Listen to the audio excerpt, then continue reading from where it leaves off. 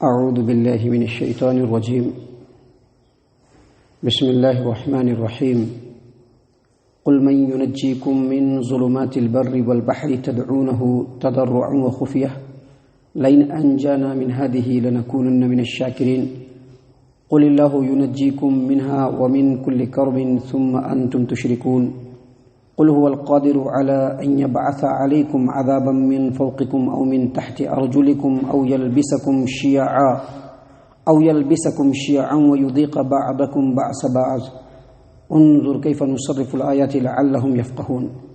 اے محمد عربی صلی اللہ علیہ وسلم، آپ ان سے پوچھیے کہ کون ہے جو تمہیں خشکی اور سمندر کے خطرات سے بچاتا ہے، جس کو تم چپکے گریزاری کے ساتھ پکارتے ہو کہ اگر اس نے مجھے اس مصیبت سے نجات دے دی تو البتہ ضرور ہم شکر گزار بندوں میں سے ہو جائیں گے۔ قل اللہ، آپ کہیے محمد عربی صلی اللہ علیہ وسلم، ینجیکم منہا، اس مصیبت سے اللہ تبارک و تعالی ہی تم کو نجات دیتا ہے، ومن کل کرب، اور ہر پریشانی اور سختی سے اللہ ہی تم کو نجات دیتا ہے، ثم انتم تشرکون، پھر بھی تم اللہ تبارک و تعالیٰ کے ساتھ دوسروں کو شریک ٹھہراتے ہو۔ قل، اے محمد صلی اللہ علیہ وسلم، آپ کہیے، هو القادر على ان يبعث عليكم عذابا من فوقكم، وہ اللہ تبارک و تعالیٰ اس بات کے اوپر کمپلیٹ قدرت رکھتا ہے کہ وہ تمہارے اوپر عذاب تمہارے آسمان سے تمہارے سر کے اوپر سے بھیجے، او من تحت ارجلکم، یا وہ اس بات پر بھی قدرت رکھتا ہے کہ وہ تمہارے پیروں کے نیچے سے عذاب کو بھیج دے، او یلبسکم شیعا، یا پھر تم کو ٹکڑے فرقوں میں بانٹ کر یذیق بعضکم بأس بعض، ایک فرقے کو دوسرے سے لڑائی کا مزہ چکھا دے۔ انظر کیف نصرف الآیات لعلہم یفقہون، دیکھیے اللہ تبارک و تعالی ہم کس طرح سے آیات کو پھیر کر کے آپ کے سامنے بیان کرتے ہیں، لعلہم یفقہون، تاکہ یہ لوگ سمجھ جائیں اور اللہ تبارک و تعالیٰ کی حقیقت اور وحدانیت کو سمجھ جائیں۔ محترم سامعین کرام، آپ دیکھ رہے ہیں ابھی آپ کے سامنے سورۃ الانعام سورہ نمبر 6 اور اسی سورت سے آیت نمبر 63، 64، 65 یعنی 63، 64، 65 یہ 3 آیات آپ کے سامنے تلاوت کی گئی، اور ان 3 آیات کا ترجمہ اور مفہوم بھی پیش کیا گیا۔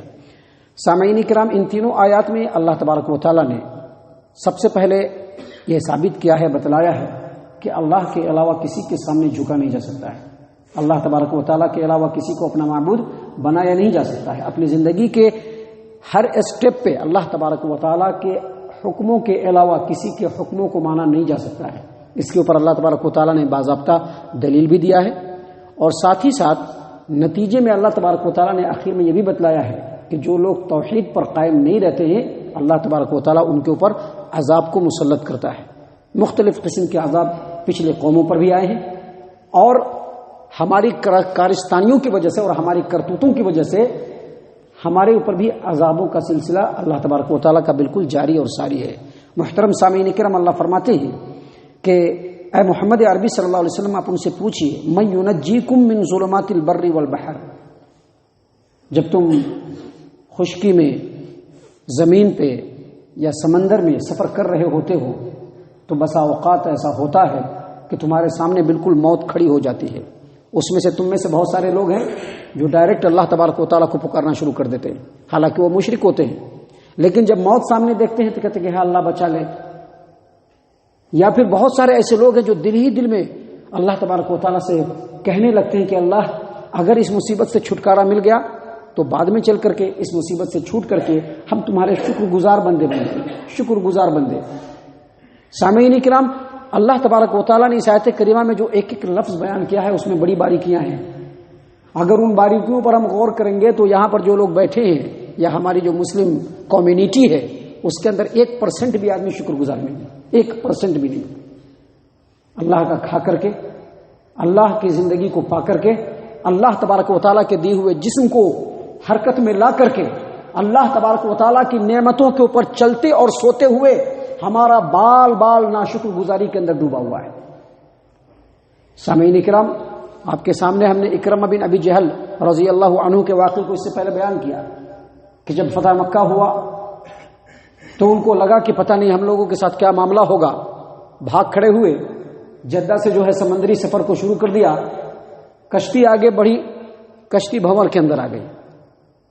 اچانک کشتی کے اندر جو لوگ بیٹھے تھے وہ اپنے اپنے جھوٹے معبودوں کو پکارنے لگے. جتنا جتنا پکار رہے تھے اتنا اور کشتی جو ہے وہ مجدھار کے اندر چلا جا رہا تھا. تو بعد میں وہاں کے لوگوں نے کہا کہ ایسے نہیں ہوگا، رب العالمین کو پکارنا پڑے گا. ان معبودوں کو جن کو تم رب العالمین کا شریک ٹھہراتے ہو یہ کچھ نہیں کر پائیں گے، اب صرف اللہ کو پکارنا ہوگا. سب لوگ بے اختیار اللہ کو پکارنے لگے. اور اکرمہ بن ابی جہل اپنے دل کے اندر چپکے اللہ تبارک و تعالیٰ کا خوف اور اللہ تبارک و تعالیٰ کی عظمت کو محسوس کرتے ہوئے کہا کہ اللہ اگر اس مصیبت سے ہمیں چھٹکارا مل گیا تو ہم محمد عربی صلی اللہ علیہ وسلم کے پاس جائیں گے اور جا کر کے ہم اللہ تبارک و تعالیٰ کی طرف جو وہ بلاتے ہیں اس پر ہم ایمان لائیں گے. اللہ نے چھٹکارا دیا، وہ چلے گئے. اللہ نے اسی طرح کی بات کو، کیونکہ یہ جو ہے یہ ہر انسان کے ساتھ اس کی زندگی میں کئی مرتبہ آتا ہے. سامنے موت کھڑی ہوتی ہے لیکن انسان بچ جاتا ہے، وہ بچانے والا اللہ ہوتا ہے. اللہ تبارک و تعالیٰ نے اسی بات کو ان آیات میں بیان فرمایا ہے کہ آپ ان سے پوچھئے کہ جب تم خشکی اور سمندر کے سفر میں ہوتے ہو تو وہاں کے خطرات سے تم کو کون بچاتا ہے، جس کو تم چپ کے بالکل گریزاری کے ساتھ پکارتے ہو کہ اگر اس نے ہمیں اس مصیبت سے نجات دے دی تو ہم شکر گزار بندوں میں سے ہو جائیں گے. قل اے محمد صلی اللہ علیہ وسلم کہیے اللہ ینجیکم منہا، اس مصیبت سے تم کو اللہ ہی بچاتا ہے.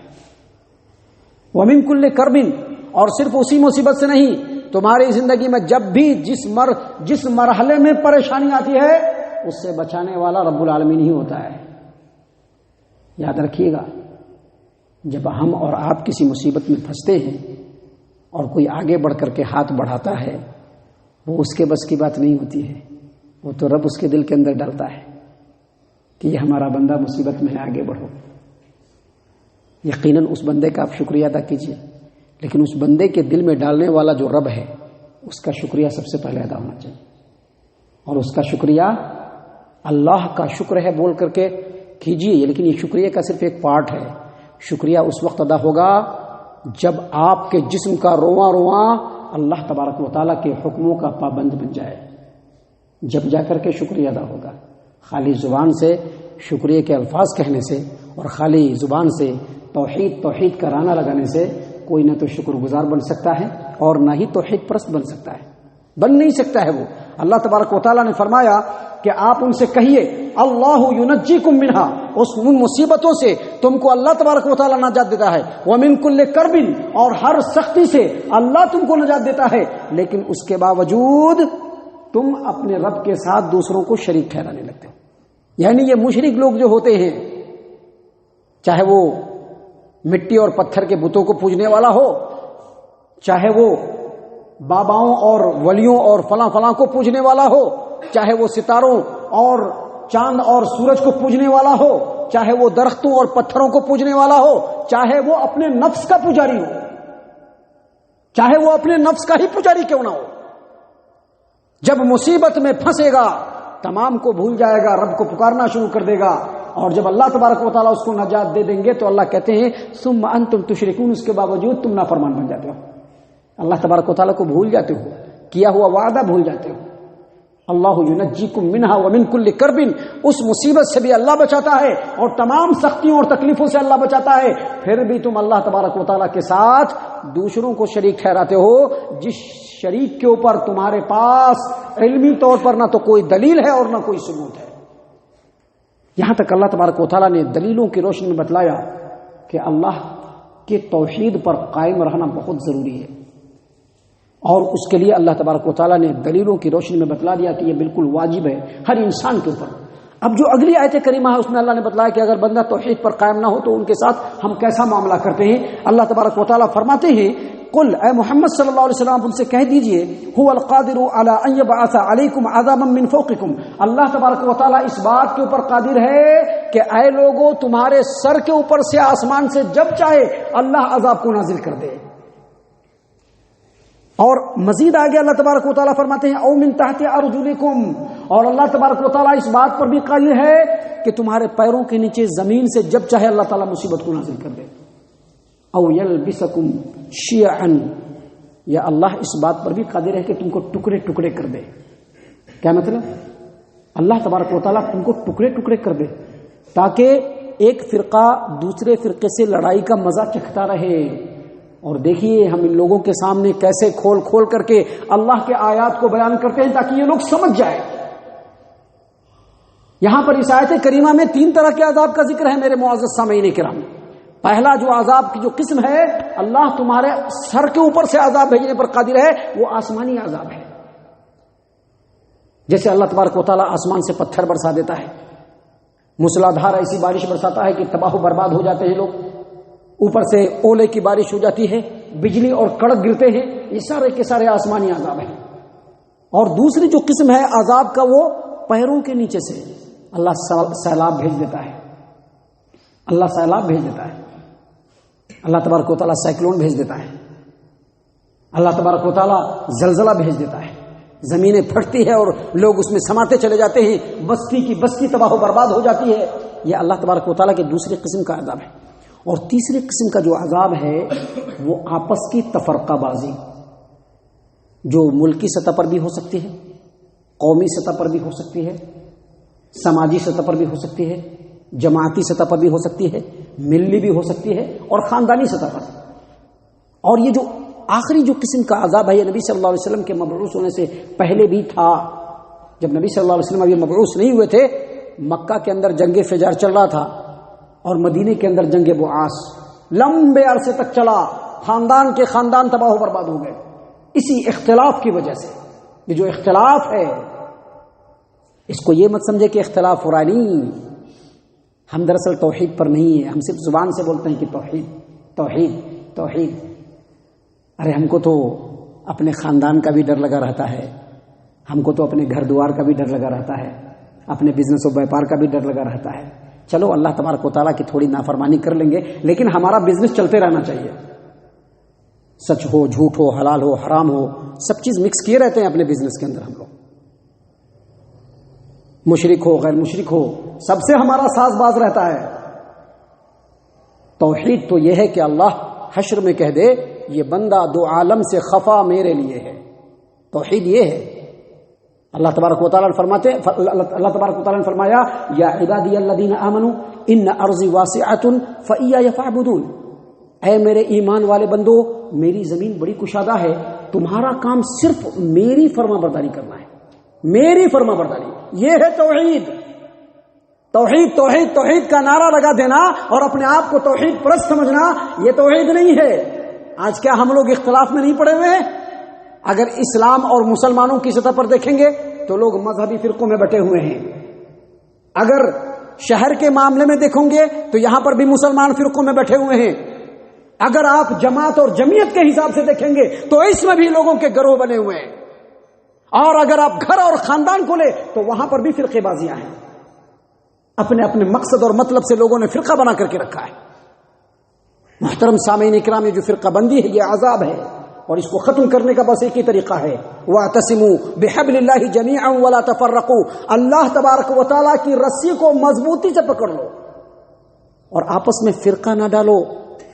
اس آیت کریمہ کی تشریح میں امام ابن تیمیہ اور دیگر جو محققین شارحین ہیں وہ کہتے ہیں کہ جب تک آدمی کتاب و سنت پر آ نہیں جائے تب تک اس جماعت اور اس قوم سے فرقہ بندی جائے گی نہیں.